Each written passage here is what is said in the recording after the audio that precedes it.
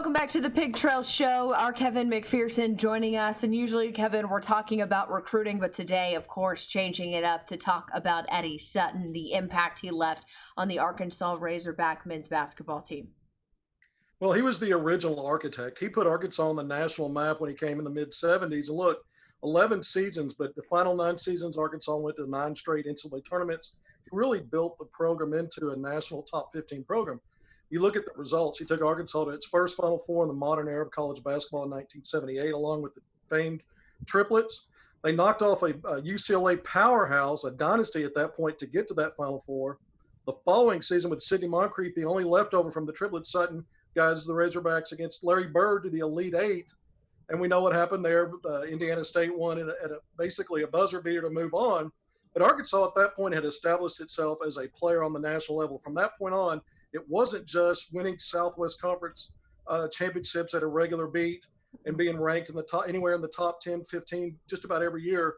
But also, when you look at the players that came through Eddie Sutton's system at Arkansas, we talked about the triplet, Sidney Moncrief, Ron Brewer, 2 first-round draft picks that had strong NBA careers. We know Moncrief just went to the Naismith Hall of Fame this past year, and then Eddie Sutton, of course, was announced in April that he was selected.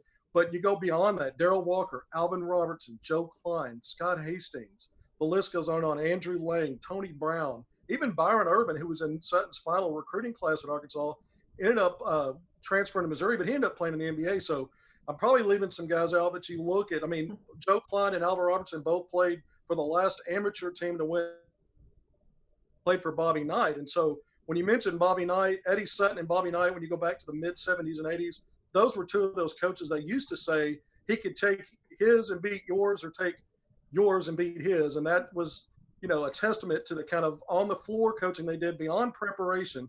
And we knew Sutton's, moniker was discipline, defense, dedication. Those were the big 3 for him, the 3 Ds.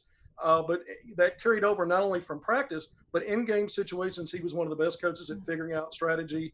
And even when he didn't maybe have the players that the other teams had in terms of talent, finding a way to win. But you look at the record at Arkansas, he won more than 3 out of every 4 game he coached, around 77% winning percentage. He was twice National Coach of the Year. His record in Fayetteville games was 120-8. That's 94%. So, we're just talking about his time at Arkansas. Obviously, he went back to his alma mater.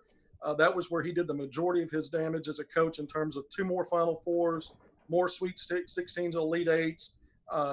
He won a conference championship, Big 8 and Big 12, later Big 12 Coach of the Year multiple times. So here's a man that won over 800 games up there, in that top 10 all-time wins in college basketball. So he meant a lot to the Razorbacks. That was his biggest stepping stone once he left Creighton, was when he came to Arkansas and what he built here. I know it might be hard, Kevin, but do you have a specific Eddie Sutton memory that is your favorite? I do. When I was a kid, basically, I got a hold of the Arkansas Media Guide, and back then they used to print the coaches' home phone numbers. And I got excited one day and decided I was going to call up there. My dad brought the Media Guide home, and I called to the house and got one of the boys, and they put the dad on the phone, and he was very gracious. He didn't shout me down and say, "Don't ever call this number again." He was pretty nice to me and had a good chuckle. But that's one of my fond memories, because really he's the birth of basketball in Arkansas. When you combine him and the triplets, it's why the Razorbacks went on to, 25 years of great basketball spanning parts of 4 decades. It started with him. We know Nolan Richardson took it to another level, but Eddie Sutton was well deserving of that Naismith Hall of Fame nod. Now he'll go in posthumously when they do the official enshrinement, but it's good to know that he had knowledge of that before his passing. He also had a recent Zoom meeting, as you guys know, with former Razorback players and staffers, as they said thank you as a tribute to him. And that happened just very recently. So Eddie Sutton left his mark on Arkansas basketball.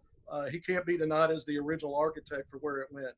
Coach Sutton has a banner hanging at Bud Walton Arena, as does Coach Nolan Richardson. We know that Richardson's name is on the court, but Eddie Sutton's name is on the practice court in the practice facility. How important was that to honor Coach Sutton in that way?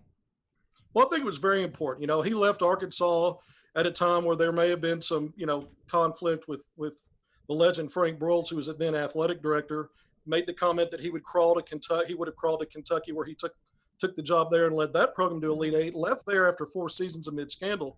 But, like everything else, when you achieve greatness, there may be some bumps along the way.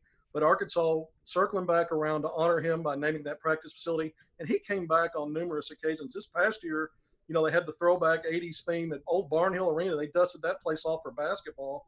Eddie Sutton was there along with Nolan Richardson. He came back for the Arkansas Kentucky game in January this past season. But a guy that, always maintained his contacts because he had a great love for the state of Arkansas. So I think it's very important, all the recognition he's gotten leading up to a point now where we say goodbye to Eddie Sutton at age 84. Well, we thank you, Kevin, for your time and sharing those memories with us as we remember Eddie Sutton. Coming up, our final tribute to the late coach. But first, Ronnie Brewer writing this on Instagram. What a week. Thank you for laying the foundation at Arkansas, Eddie Sutton. Thank you for what you all did for my father, the triplets, and the countless athletes and everyone else close to him. You're in my prayers. Thank you for the student athletes' lives you impacted and your family over the decades. I love being on the Zoom meetings right after you finally got inducted on the Hall of Fame. Such a blessing, especially for all who was on that call who experienced greatness. Rest in peace to a great man and great coach, but also so much more. #Legends never die. We'll be right back.